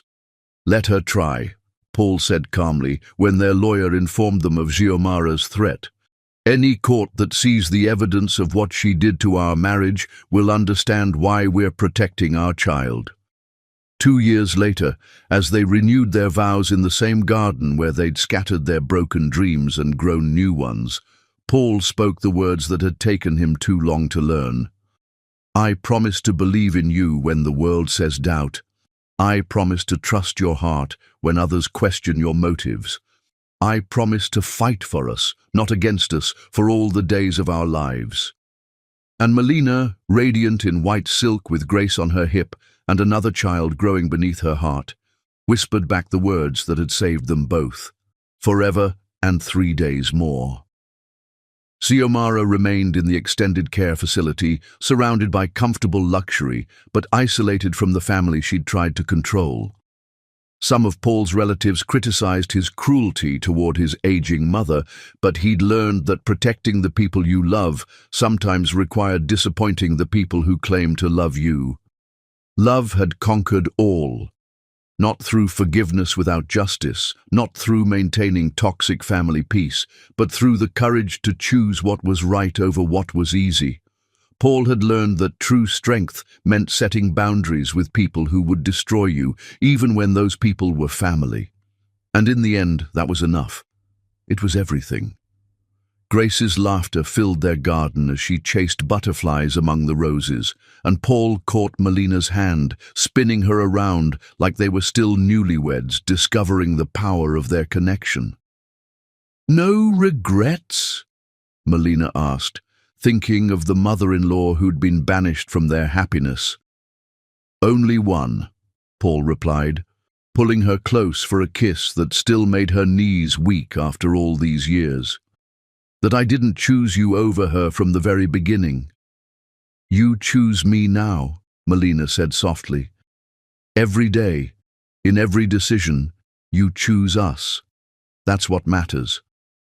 And as the sun set over their garden, painting the sky in shades of gold and promise, they knew that love hadn't just conquered all, it had transformed them into people strong enough to protect it.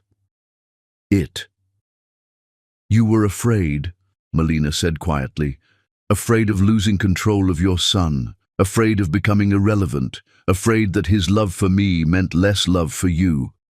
"Love isn't finite," Xiomara admitted with bitter wisdom. "I know that now, but I didn't then. I saw you taking him away from me, and I became someone I don't recognize. You became someone who was willing to destroy an innocent woman to maintain control." "Yes." The admission was exhaled like a final breath. "I saw your strength from the beginning. The way Paul looked at you, the way you fit into his life so naturally. And instead of welcoming the woman who made my son happy, I decided to eliminate the threat to my position." Melina leaned forward slightly, studying the broken woman before her. "Why are you telling me this now?" "Because I'm dying," Xiomara said simply, "and I want to die with whatever honor I can salvage. Because my son loves you more than life itself, and I destroyed that love with my poison. Because you're carrying my grandchild, and I want that baby to know that in the end, its grandmother chose truth over pride." Tears slipped down Xiomara's pale cheeks as she continued. "I fabricated the evidence against you. I convinced Matteo to help me stage those photographs, told him it was to protect Paul from a gold digger. I manipulated every situation, twisted every innocent moment into something sinister." "I know," Melina said softly. "Do you know why?" Xiomara's voice cracked with emotion. "Because I was jealous, not of your relationship with Paul, of who you are. Your strength, your dignity, your capacity for love without condition. I saw what I could never be, and I decided to destroy it rather than admire it." The confession hung between them like a prayer for absolution that Melina wasn't sure she could grant. "What do you want from me?" Melina asked finally. "Nothing," Xiomara whispered. "I want to give you something, my blessing, my apology, and my promise that Paul's heart is truer than mine ever was. I broke him, Melina, but the pieces are still good, still worth rebuilding. He chose to believe your lies, because I'm a master manipulator who spent 62 years perfecting the art of controlling people through love and guilt." Xiomara's smile was sad and knowing. Paul's only crime was loving his mother too much to see her clearly. "Don't let my sins rob you both of the happiness you deserve." A soft knock interrupted them, and Paul appeared in the doorway with Dr. Martinez, whose expression told its own story. "I'm sorry," the doctor said gently. "Her condition has stabilized, but she's had another episode. The next few hours will be critical." But Xiomara wasn't dying, not yet. Over the following weeks, she made a slow but steady recovery, her heart damaged but still beating. And with her physical recovery came the real test of everyone's character. Paul stood at his mother's bedside, watching her sleep, wrestling with the most difficult decision of his life. She was his mother, the woman who'd raised him, loved him, shaped him into the man he'd become. But she was also the architect of his marriage's near destruction. "What do you want me to do?" he asked Melina one evening as they sat in their garden. "I want you to choose," Melina replied simply. "Not what's expected, not what's easy, not what preserves family harmony. I want you to choose what's right. She's recovering, Melina. She's broken, but she's going to live. How can I abandon her now? I'm not asking you to abandon her, Melina clarified. I'm asking you to protect us, our marriage, our child, our future. Your mother proved she's willing to destroy all of that to maintain control over you. What makes you think she won't try again? When Xiomara was discharged from the hospital, Paul made his choice. Instead of bringing her home, he arranged for her care at an extended facility, comfortable, well-staffed, but separate from their lives.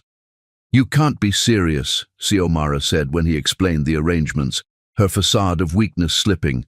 I'm your mother, Paul. I belong with family. You stopped being family the moment you decided to destroy my marriage, Paul replied with quiet steel. I'll ensure you have the best care, but you won't be welcome in our home until you've proven, through actions, not words, that you've genuinely changed. Xiomara's mask fell away completely. You're letting her turn you against me. No, Paul said firmly. I'm protecting my wife and child from someone who's proven they can't be trusted. You did this to yourself, mother. Over the months that followed, as Melina's pregnancy progressed, Paul proved his commitment through countless choices. He blocked manipulative phone calls. He refused guilt-laden letters. He chose therapy sessions with Melina over visiting his mother. When Grace was born, Xiomara sent flowers begging to meet her granddaughter. Paul and Melina set strict conditions: public meetings only, both parents present, family counseling required. Xiomara refused, choosing pride over her grandchild. 2 years later, as they renewed their vows in their garden, Paul spoke the words he'd finally learned. I promise to believe in you when the world says doubt. I promise to trust your heart when others question your motives. I promise to fight for us, not against us, for all the days of our lives. And Melina whispered back, forever and 3 days more. Xiomara remained in care, comfortable but alone, having chosen control over connection. Paul had learned that protecting love sometimes meant disappointing family. Love had conquered all, not through easy forgiveness, but through the courage to choose what was right over what was expected, and that was enough. It was everything.